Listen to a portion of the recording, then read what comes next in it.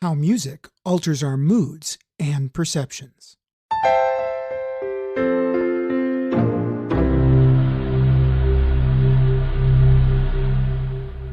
You're listening to Psychology in 10 Minutes. I'm David B. Feldman. We all know that great feeling we get when we find that perfect song, one that buoys us up when we're down or inspires us when we're feeling hopeless. There's no question that music can alter our mood. That's one of the reasons most of us listen. But did you know that music may be able to do even more than change our feelings? It might also be able to alter our very perceptions of the world around us. One study appearing in the journal PLOS One demonstrates this well. Researchers asked participants to begin by looking at a screen displaying a bunch of fuzzy pixels. Among those many pixels would sometimes appear a blurry image of either a happy face or a sad face. Participants were asked to identify which of these faces they were seeing as they appeared randomly on the screen. It's actually not an easy task, one with quite a lot of ambiguity. Each participant attempted to identify the faces under 3 conditions. Listening to music that made them happy, they actually got to choose which songs. Listening to music that made them sad, again, their choice of songs. And listening to no music at all. All participants spent 10 minutes guessing at the happy and sad faces under each of these 3 conditions, which came in a random order. Of course, the researchers wanted to know whether the music would alter how participants saw and therefore identified the faces. And indeed it did. Specifically, participants more accurately detected the happy faces when listening to happy music, and more accurately detected the sad faces when listening to sad music. But the results didn't stop there. Sometimes there were no faces displayed on the screen at all. And under these conditions, people tended to quote-unquote see happy faces when there actually were none more often when listening to happy music. They quite literally perceived something that wasn't there. Of course, this study involves a contrived situation.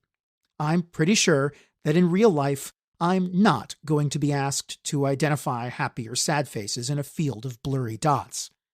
Actually, come to think of it, maybe I will at some point in one of those I'm not a robot things online.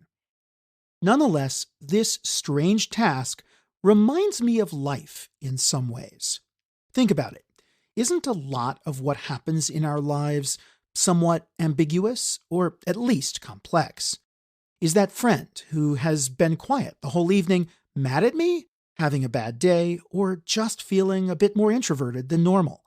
Does that extremely short email mean my colleague doesn't want to talk to me, or are they just in a rush? That look that I got from someone I'm attracted to, does it mean they're also attracted to me, or are they just wondering why my nose is shaped like that? Many things in our daily environments are ambiguous, and this study shows that our perceptions of ambiguous stimuli can be influenced by other stuff besides the stimuli themselves. Particularly, they can be influenced by our mood, which in turn is affected by the music we listen to.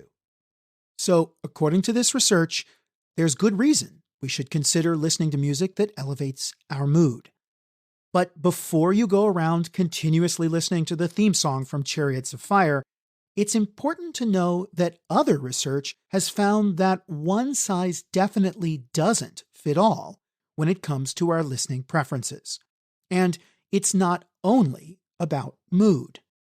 Fans of different styles of music often report that their particular song choices at any one moment serve different functions, from regulating arousal and mood, yes, to providing intellectual stimulation, or even potentiating artistic expression. In a study appearing in the journal Psychology of Music, for instance, researchers found that listeners used more complex music for cognitive purposes and less complex music for emotional purposes. This is one reason that people create different playlists for different needs and different situations. Sometimes pop may be a better option. Other times, show tunes, rap, folk, or jazz. Kermit the Frog even had a hit or two worth a listen. But if in doubt, there's always my cheesy 80s playlist. Good for almost any occasion. I hope Eye of the Tiger comes on next.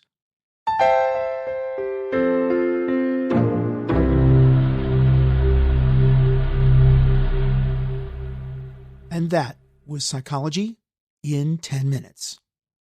And of course, it's not just listening to music that can elevate our mood and change our perceptions of the world.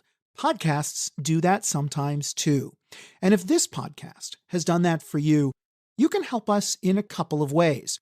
First, please log into Apple Podcasts or your favorite podcasting app and leave us a review. That really helps potential listeners find the show. Or consider buying me a coffee. Just visit buymeacoffee.com/psychology in 10 minutes. Your support is very appreciated to help me defray some of the costs of making this show. And as always, thanks for listening.